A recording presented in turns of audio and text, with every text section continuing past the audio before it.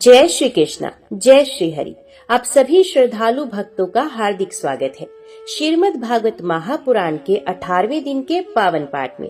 श्रीमद् भागवत महापुराण भगवान की अनंत लीलाओं और भक्तों पर उनकी असीम कृपा का अमूल्य खजाना है। हर दिन का पाठ हमें भक्ति, धैर्य और धर्म के मार्ग पर अग्रसर करता है। ये दिन हमें साहस, करुणा और धर्म पालन का महत्व सिखाता है। ये कथा हमें सिखाती है कि अधर्म कितना भी बलवान क्यों ना हो, अंततः धर्म और सत्य की ही विजय होती है। तो आइए हम सभी श्रद्धा और प्रेम से इस पावन कथा का श्रवण करें और श्री हरि की असीम कृपा का अनुभव करें। आप वीडियो को लाइक करें, अपने प्रियजनों के साथ साझा करें और चैनल को सब्सक्राइब जरूर करें ताकि ये पावन कथा अधिक से अधिक लोगों तक पहुंचे। जय श्री हरि विष्णु, जय श्री कृष्णा। श्री शुकदेव जी कहते हैं, परीक्षित, भगवान बलराम जी के मन में ब्रज के नंद बाबा आदि स्वजन संबंधियों से मिलने की बड़ी इच्छा और उत्कंठा थी। वे रथ पर सवार होकर द्वारका से नंद बाबा के व्रज में आए। इधर उनके लिए व्रजवासी गोप और गोपियां भी बहुत दिनों से उत्कंठित थी। उन्हें अपने बीच में पाकर सबने बड़े प्रेम से गले लगाया। बलराम जी ने माता यशोदा और नंद बाबा को प्रणाम किया। उन लोगों ने भी आशीर्वाद देकर उनका अभिनंदन किया, ये कहकर कि बलराम जी, तुम जगदीश्वर हो, अपने छोटे भाई श्री कृष्ण के साथ सर्वदा हमारी रक्षा करते रहो। उनको गोद में लिया और अपने प्रेम अश्रुओं से उन्हें भिगो दिया। इसके बाद बड़े बड़े गोपों को बलराम जी ने और छोटे छोटे गोपों ने बलराम जी को नमस्कार किया। वे अपनी आयु, मेल जोल और संबंध के अनुसार सबसे मिले जुले। ग्वाल बालों के पास जाकर किसी से हाथ मिलाया, किसी से मीठी मीठी बातें की तो किसी को खूब हंस हंस कर गले लगाया। इसके बाद बलराम जी की थकावट दूर हो गई। वे आराम से बैठ गए। तब सब ग्वाल उनके पास आए। इन ग्वालों ने कमल नयन भगवान श्री कृष्ण के लिए समस्त भोग, स्वर्ग और मोक्ष तक त्याग रखा था। बलराम जी ने जब उनके और उनके घर वालों के संबंध में कुशल प्रश्न किया, तब उन्होंने प्रेम गदगद वाणी से उनसे प्रश्न किया, बलराम जी, वसुदेव जी हमारे सब भाई बंधु सकुशल से तो है ना? अब आप लोग स्त्री पुत्र आदि के साथ रहते हैं, बाल बच्चेदार हो गए हैं। क्या कभी आप लोगों को हमारी याद भी आती है? ये बड़े सौभाग्य की बात है कि पापी कंस को आप लोगों ने मार डाला और अपने सुहृद संबंधियों को बड़े कष्ट से बचा लिया। ये भी कम आनंद की बात नहीं कि आप लोगों ने और भी बहुत से शत्रुओं को मार डाला या जीत लिया और अब अत्यंत सुरक्षित दुर्ग किले में आप लोग निवास करते हैं। भगवान बलराम जी के दर्शन से, उनकी प्रेम भरी चितवन से गोपियां निहाल हो गई। उन्होंने हंसकर पूछा, क्यों बलराम जी, नगर नारियों के प्राण वल्लभ श्री कृष्ण अब सकुशल तो है ना? क्या कभी उन्हें अपने भाई बंधु और माता पिता की याद आती है? क्या वे अपने माता के दर्शन के लिए एक बार भी यहाँ आ सकेंगे? क्या महाबाहु श्री कृष्ण कभी हम लोगों की सेवा का भी कुछ स्मरण करते हैं? आप जानते हैं कि स्वजन संबंधियों को छोड़ना बहुत ही कठिन है, फिर भी हमने उनके लिए माँ बाप, भाई बंधु, पति पुत्र और बहन बेटियों को भी छोड़ दिया।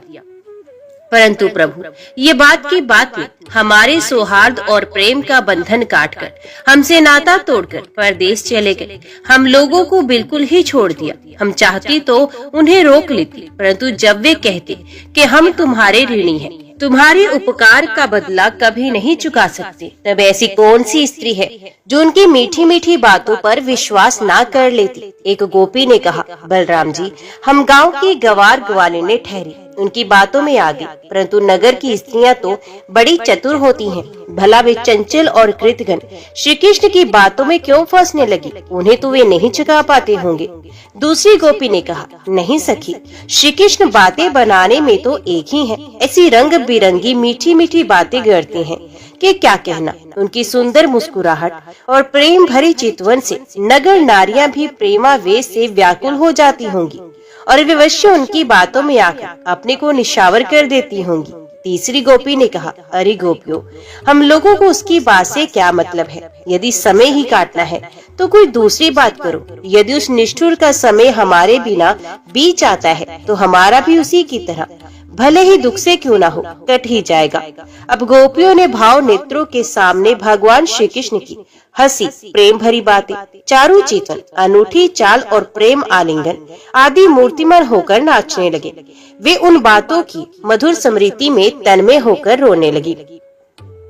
भगवान बलराम जी नाना प्रकार से अनूने विनय करने में बड़े निपुण थे। उन्होंने भगवान श्री कृष्ण के हृदय स्पर्शी और लुभावने संदेश सुना सुनाकर गोपियों को सांत्वना दी और वसंत के 2 महीने चैत्र और विशाख वहीं बिताए। वे रात्रि के समय गोपियों में रहकर उनके प्रेम की अभिवृद्धि करते। क्यों ना हो, भगवान राम ही जो ठहरे। उस समय कुमुदनी के सुगंध लेकर भीनी भीनी वायु चलती रहती। पूर्ण चंद्रमा की चांदनी छिटक कर यमुना जी के तटवर्ती उपवन को उज्जवल कर देती और भगवान बलराम गोपियों के साथ वहीं विहार करते। वरुण देव ने अपनी पुत्री वारुणी देवी को वहां भेज दिया था। वे एक वृक्ष के खोडर से बह निकली। उसने अपनी सुगंध से सारे वन को सुगंधित कर दिया। मधु धारा की वे सुगंध वायु ने बलराम जी के पास पहुंचाई, मानो उसने उन्हें उपहार दिया हो। उसकी महक से आकृष्ट होकर बलराम जी गोपियों को लेकर वहां पहुंच गए और उनके साथ उसका पान किया। उसमें गोपियां बलराम जी के चारों ओर उनके चरित्र का गान कर रही थी और वे मतवाले से होकर वन में विचर रहे थे। उनके नेत्र प्रेम आनंद में विवल हो रहे थे। गले में पुष्पों का हार शोभा पा रहा था। वैजयंती की माला पहने हुए आनंद मत होकर वो नाच रहे थे। उनके एक कान में कुंडल झलक रहा था। मुखार विंद पर मुस्कुराहट की शोभा निराली थी। उस पर पसीने की बूंदें हिमकर्ण के समान जान पड़ती थी। सर्वशक्तिमान बलराम जी ने जल क्रीड़ा करने के लिए यमुना जी को पुकारा, परंतु यमुना जी ने ये समझकर ये तो मतवाले हो रहे हैं, उनकी आज्ञा का उल्लंघन कर दिया, वे नहीं आई। तब बलराम जी ने क्रोध पूर्वक अपने हल की नोक से उन्हें खींचा और कहा, पापिनी यमुने, मेरे बुलाने पर भी तू मेरी आज्ञा का उल्लंघन करके यहाँ नहीं आ रही है, मेरा तिरस्कार कर रही है। देख, अब मैं तुझे तेरे से इच्छाचार का फल चखाता हूँ। अभी अभी तुझे हल्की नोक से 100 टुकड़े किए देता हूँ। जब बलराम जी ने यमुना जी को इस प्रकार डांटा फटकारा, तब वे चकित और भयभीत होकर बलराम जी के चरणों पर गिर पड़ी और गिड़गिड़ाकर प्रार्थना करने लगी। लोकाभिराम बलराम जी महाबाहो, मैं आपका पराक्रम भूल गई। जगतपते, अब मैं जान गई हूँ कि आपके अंश मात्र शेष ही इस सारे जगत को धारण करते हैं। भगवान, आप परम ऐश्वर्यशाली हैं। आपके वास्तविक स्वरूप को न जानने के कारण ही मुझसे ये अपराध बन गया है। सर्व स्वरूप भक्त वत्सल, मैं आपकी शरण में हूँ। अब मेरी भूल चूक क्षमा कीजिए, मुझे छोड़ दीजिए। अब यमुना जी की प्रार्थना स्वीकार करके भगवान बलराम जी ने उन्हें क्षमा कर दिया और फिर जैसे गजराज हथनियों के साथ क्रीड़ा करता है, वैसे ही वे गोपियों के साथ जल क्रीड़ा करने लगे। जब वे यथेष्ट जल विहार करके यमुना जी से बाहर निकले, तब लक्ष्मी जी ने उन्हें नीलांबर, बहुमूल्य आभूषण और सोने का सुंदर हार दिया। बलराम जी ने नील वस्त्र पहन लिए और सोने की माला गले में डाल ली। वे अंग राग लगाकर सुंदर भूषणों से विभूषित होकर इस प्रकार शोभायमान हुए, मानो इंद्र का श्वेत वर्ण ऐरावत हाथी हो। यमुना जी अब भी बलराम जी के खींचे हुए मार्ग से बहती हैं और वे ऐसी जान पड़ती हैं मानो अनंत शक्ति भगवान बलराम जी का यश गान कर रही हूँ। बलराम जी का चित्त व्रजवासिनी गोपियों के माधुर्य से इस प्रकार मुग्ध हो गया कि उन्हें समय का कुछ ध्यान न रहा। बहुत सी रात्रियां एक रात के समान व्यतीत हो गई। इस प्रकार बलराम जी व्रज में विहार करते रहे। जब भगवान बलराम जी नंद बाबा के ब्रज में गए हुए थे, तब पीछे से करुष देश के अज्ञानी राजा पौंड्रक ने भगवान श्री कृष्ण के पास एक दूत भेजकर ये कहलाया, मैं भगवान वासुदेव हूँ। मूर्ख लोग उसे बहकाया करते थे कि आप ही भगवान वासुदेव हैं और जगत की रक्षा के लिए पृथ्वी पर अवतीर्ण हुए हैं। इसका फल ये हुआ कि वे मूर्ख अपने को ही भगवान मान बैठा। जैसे बच्चे आपस में खेलते समय किसी बालक को राजा मान लेते हैं और वे राजा की तरह उनके साथ व्यवहार करने लगता है, वैसे ही मंदमती अज्ञानी पौंड्रक ने अचिंत्य गति भगवान श्री कृष्ण की लीला और रहस्य ना जानकर द्वारका में उनके पास दूत भेज दिया। पौंड्रक का दूत द्वारका आया और राजसभा में बैठे हुए कमल नयन भगवान श्री कृष्ण को उसने अपने राजा का ये संदेश कह सुनाया। एकमात्र मैं ही वासुदेव हूँ, दूसरा कोई नहीं। प्राणियों पर कृपा करने के लिए मैंने ही अवतार ग्रहण किया है। तुमने झूठ मूठ अपना नाम वासुदेव रख लिया है, अब उसे छोड़ दो। यदुवंशी, तुमने मूर्खतावश मेरे चिन्ह धारण कर रखे हैं, उन्हें छोड़कर मेरी शरण में आ जाओ, और यदि मेरी बात तुम्हें स्वीकार ना हो तो मुझसे युद्ध करो। मंदमती पौंड्रक की ये बात सुनकर उग्रसेन आदि सभासद जोर जोर से हंसने लगे। उन लोगों की हंसी समाप्त होने के बाद भगवान श्री कृष्ण ने दूत से कहा, तुम जाकर अपने राजा से कह देना कि रे मूर्ख, मैं अपने चक्र आदि चिन्ह यो नहीं छोड़ूंगा, इन्हें मैं तुझ पर छोड़ूंगा, और केवल तुझ पर ही नहीं, तेरे उन सब साथियों पर भी जिनके बहकाने से तू इस प्रकार बहक रहा है। इस समय मूर्ख, तू अपना मुंह छिपाकर औंधे मुंह गिरकर चील, गीद, बटेर आदि मांस भोजी पक्षियों से घिरकर सो जाएगा, और तू मेरा शरणदाता नहीं, उन कुत्तों की शरण होगा जो तेरा मांस चींथ चींथ कर खा जाएंगे। भगवान का ये तिरस्कार पूर्ण संवाद लेकर पौंड्रक का दूत अपने स्वामी के पास आया और उसे कह सुनाया। इधर भगवान श्री कृष्ण ने भी रथ पर सवार होकर काशी पर चढ़ाई कर दी, क्योंकि वे करुष का राजा उन दिनों वहीं अपने मित्र काशी राज के पास रहता था। भगवान श्री कृष्ण के आक्रमण का समाचार पाकर महारथी पौंड्रक भी 2 अक्षौहिणी सेना के साथ शीघ्र ही नगर से बाहर निकल आया।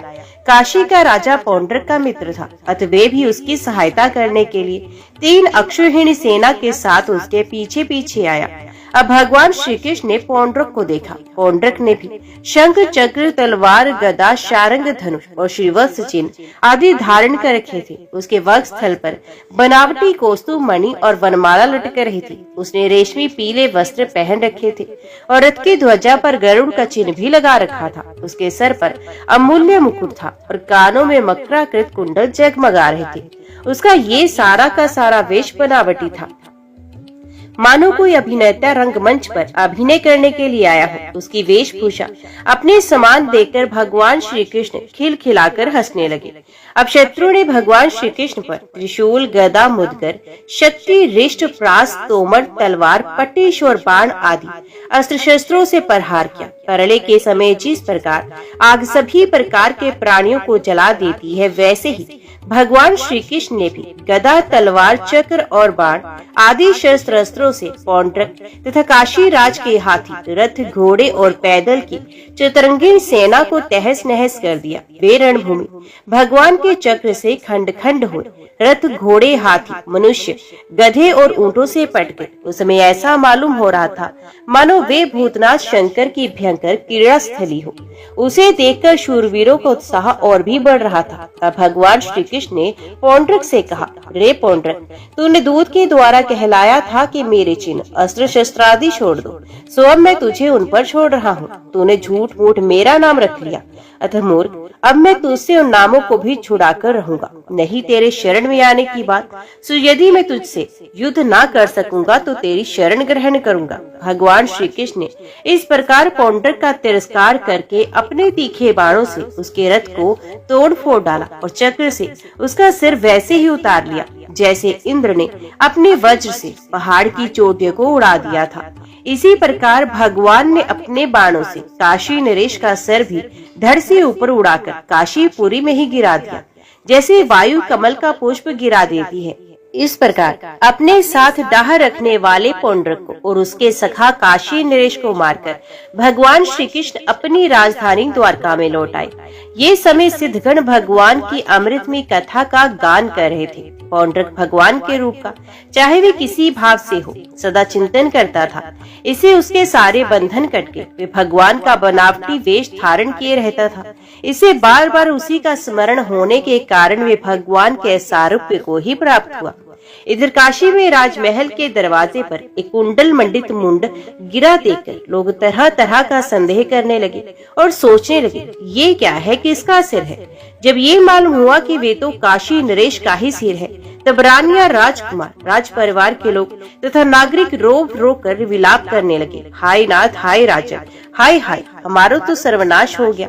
काशी नरेश का पुत्र था सुदीक्षण। उसने अपने पिता का अंत्येष्टि संस्कार करके मन ही मन ये निश्चय किया कि अपने पितृघाती को मारकर ही मैं पिता के ऋण से उऋण हो सकूंगा। निदान वे अपने कुल पुरोहित और आचार्यों के साथ अत्यंत एकाग्रता से भगवान शंकर की आराधना करने लगा। काशी नगरी में उसकी आराधना से प्रसन्न होकर भगवान शंकर ने वर देने को कहा। सुदक्षिण ने ये अभीष्ट वर मांगा कि मुझे मेरे पितृघाती के वध का उपाय बताइए। भगवान शंकर ने कहा, तुम ब्राह्मणों के साथ मिलकर यज्ञ के देवता ऋत्विभूत दक्षिण अग्नि के अभिचार विधि से आराधना करो। इससे वे अग्नि प्रमथ गणों के साथ प्रकट होकर यदि ब्राह्मणों के अभक्त पर प्रयोग करोगे तो वे तुम्हारा संकल्प सिद्ध करेगा।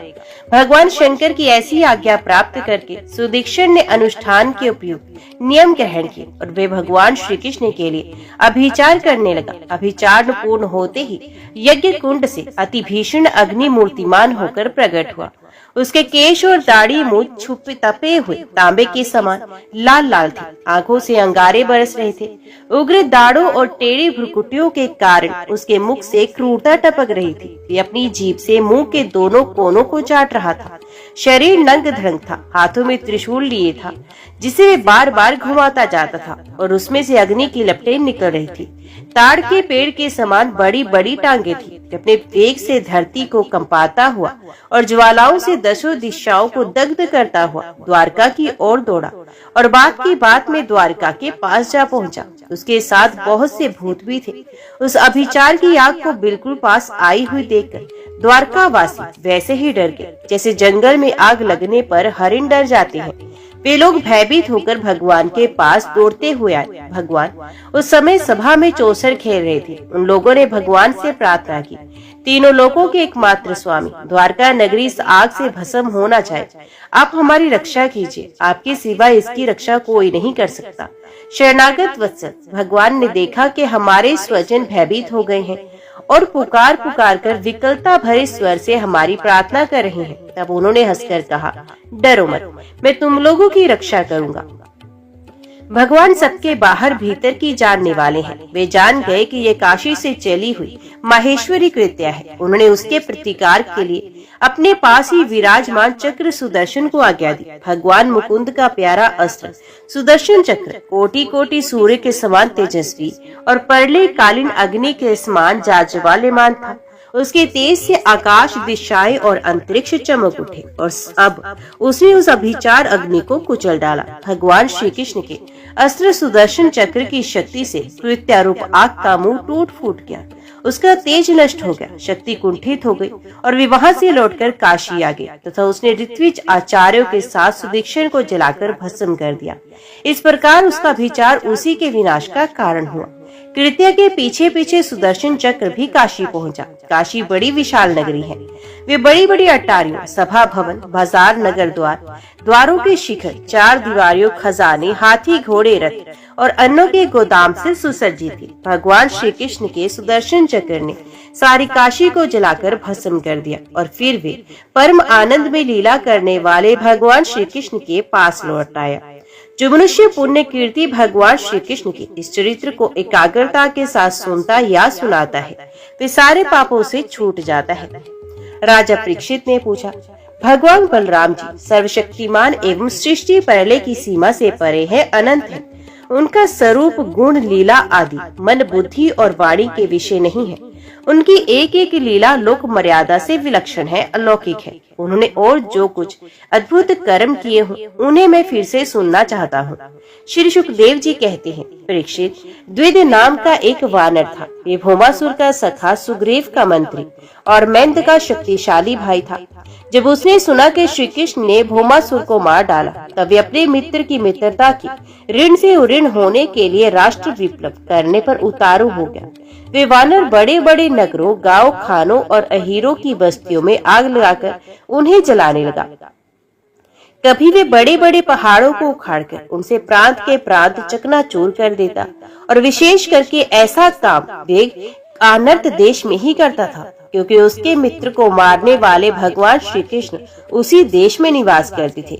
द्विध वानर में 10,000 हाथियों का बल था। कभी कभी वे दुष्ट समुद्र में खड़ा हो जाता और हाथों से इतना जल उछालता कि समुद्र तट के देश डूब जाते। वे दुष्ट बड़े बड़े ऋषि मुनियों के आश्रमों की सुंदर सुंदर लता वनस्पतियों को तोड़ मरोड़ चौपट कर देता और उनके यज्ञ संबंधी अग्नि कुंडों में मलमूत्र डालकर अग्नि को दूषित कर देता।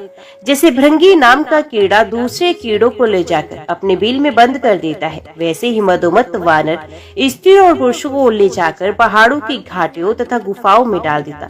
फिर बाहर से बड़ी बड़ी चट्टानें रखकर उनका मुंह बंद कर देता। इस प्रकार वे देशवासियों का तो तिरस्कार करता ही कुलीन स्त्रियों को भी दूषित करता था।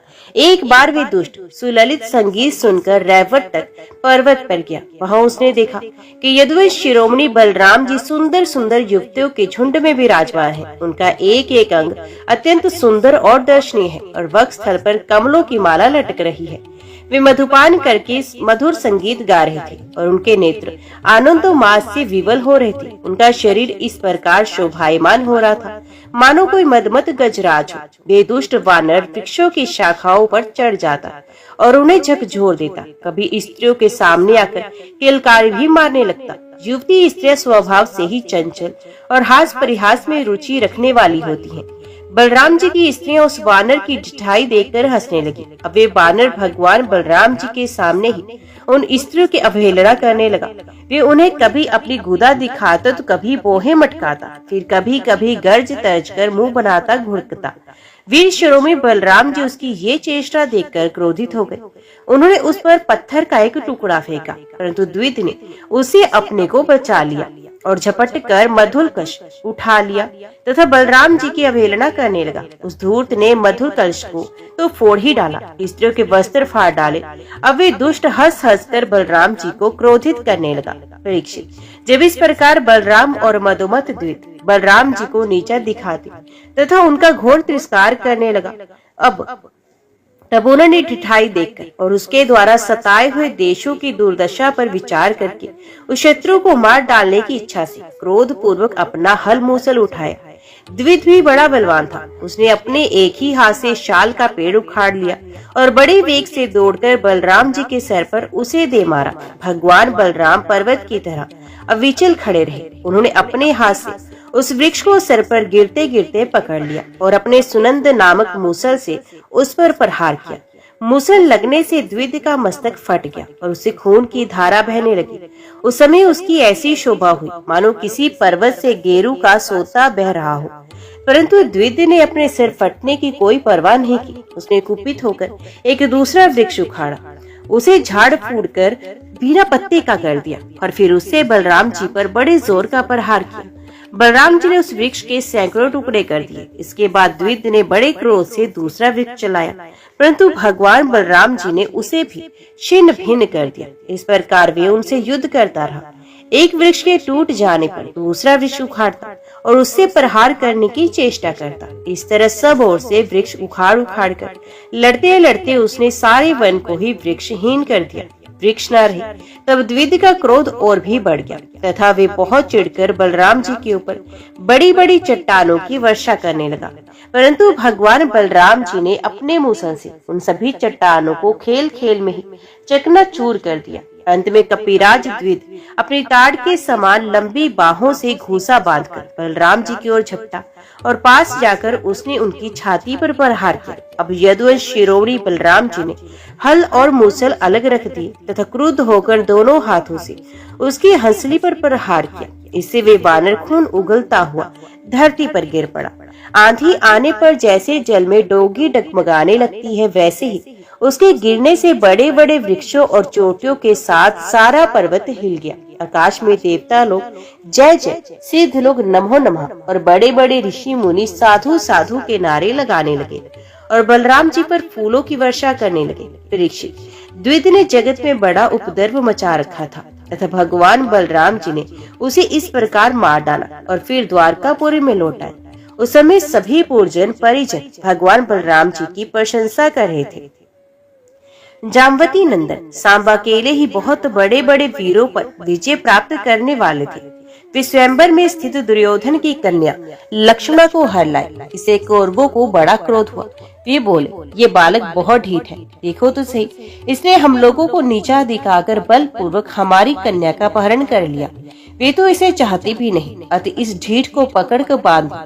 यदि यदुवंशी लोग रुष्ट भी होंगे तो वे हमारा क्या बिगाड़ लेंगे? वे लोग हमारी ही कृपा से, हमारी ही दी हुई धन धान्य से परिपूर्ण पृथ्वी का उपभोग कर रहे हैं। यदि वे लोग अपने इस लड़के के बंदी होने का समाचार सुनकर यहाँ आएंगे तो हम लोग उसका सारा घमंड चूर चूर कर देंगे और उन लोगों के मिजाज वैसे ही ठंडे हो जाएंगे जैसे संयमी पुरुषों के द्वारा प्राणायाम आदि उपायों से वश में की हुई इंद्रियां।